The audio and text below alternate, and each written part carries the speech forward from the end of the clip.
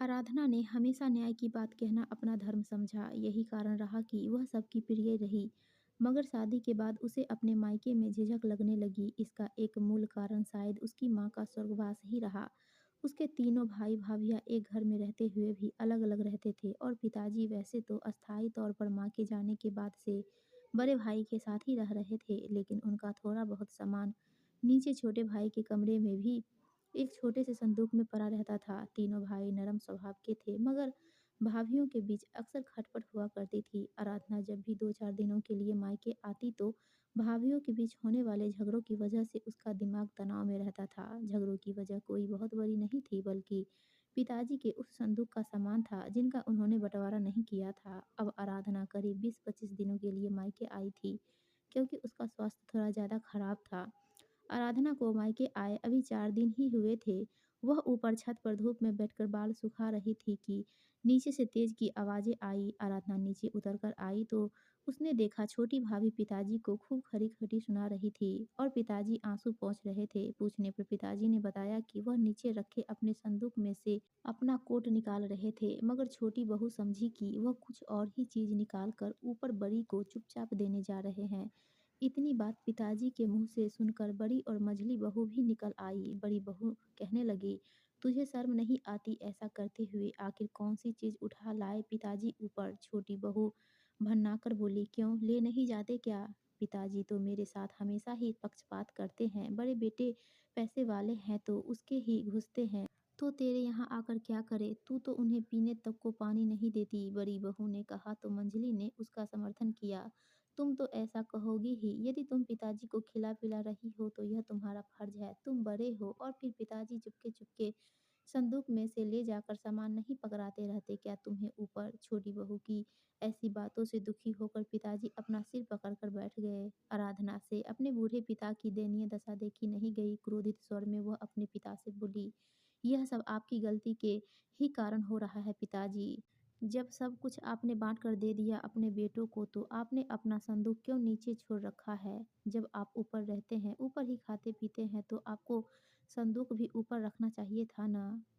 आप अपनी ज़रूरतों की चीज़ें लेने ना बार-बार नीचे जाकर संदूक खोलेंगे और ना ही छोटी भाभी के मन में यह संदेह पैदा होगा। हालाँकि आराधना ने न्याय संगत बात ही कही थी और अपने पिता से ही कही थी, मगर छोटी बहू तिलमिलाकर आराधना पर ही बरस पड़ी। दीदी, तुम इस घर की बेटी हो, बेटी ही रहो। तुम्हें घर के मामले में बोलने का कोई हक नहीं है। तुम क्या यहाँ फूट डालोगी? आराधना को छोटी भाभी से ऐसे व्यवहार की उम्मीद नहीं थी। उसको बहुत ठेस लगी। वह आँसुओं से भीगे स्वर में बोली, इसमें मैंने गलत क्या कहा भाभी? मैंने आपसे तो कुछ नहीं कहा। क्या मुझे अपने पापा से भी कुछ कहने का अधिकार नहीं है? नहीं है। तुम्हें क्या मतलब? तुम्हारी शादी हो चुकी है। तुम बहन-बेटी हो, वही बनकर रहो। लानत है ऐसी बहन-बेटी पर जो इंसाफ की बात नहीं कह सके। आराधना भी गुस्से से बोली, आने दो शाम को तुम्हारे भैया को, देखना तुम्हारी क्या हालत करवाती हूँ। छोटी बहू आराधना से धमकी भरे स्वर में बोली। आराधना के दिल को छोटी बहू की इस भाषा से बहुत आघात लगा। सिर्फ उसे ही नहीं, पिताजी भी बहुत आहत हुए और अपना क्रोध काबू में न रख सके।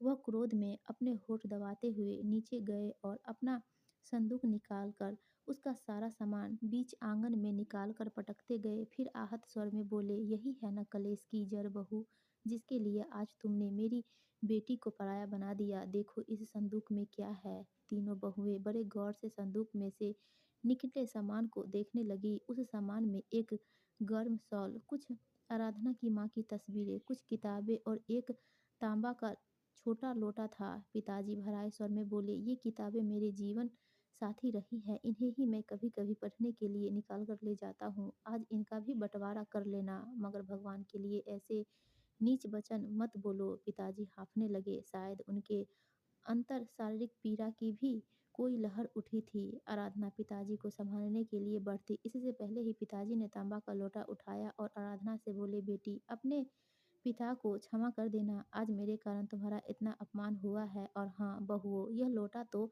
एक ही है।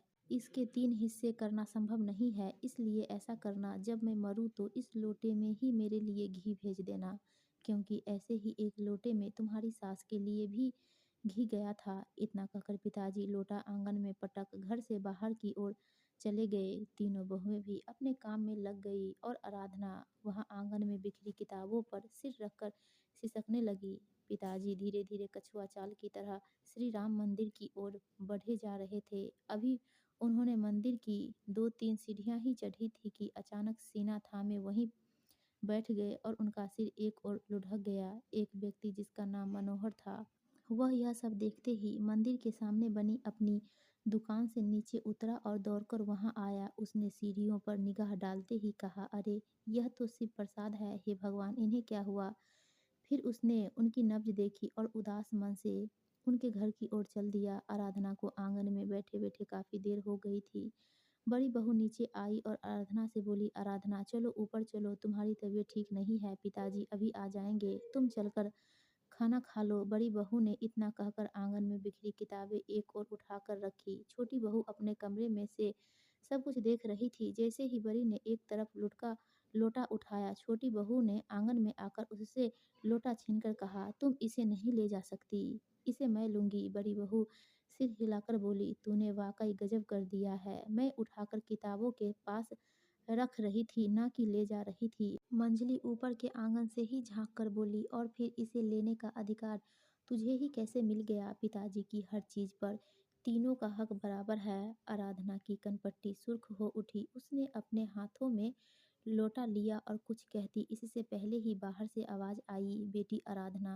आराधना ने बाहर आकर देखा मनोहर को। वह एक दृष्टि में ही पहचान गई और बोली, चाचा जी आप आइए, कैसे आना हुआ। गजब हो गया बेटी, अपने भाइयों को दफ्तर से बुलवा लो। तुम्हारे पिताजी का मंदिर की सीढ़ियों पर हृदय की गति रुकने से देहांत हो गया। पिताजी, आराधना का दिल दहल उठा। जैसे ही उसे अपने हाथ में लोटा होने का एहसास हुआ, वह बिलख कर रो पड़ी। दोस्तों आपको ये कहानी अच्छी लगी हो तो प्लीज़ हमारे वीडियो को लाइक कीजिए और चैनल को सब्सक्राइब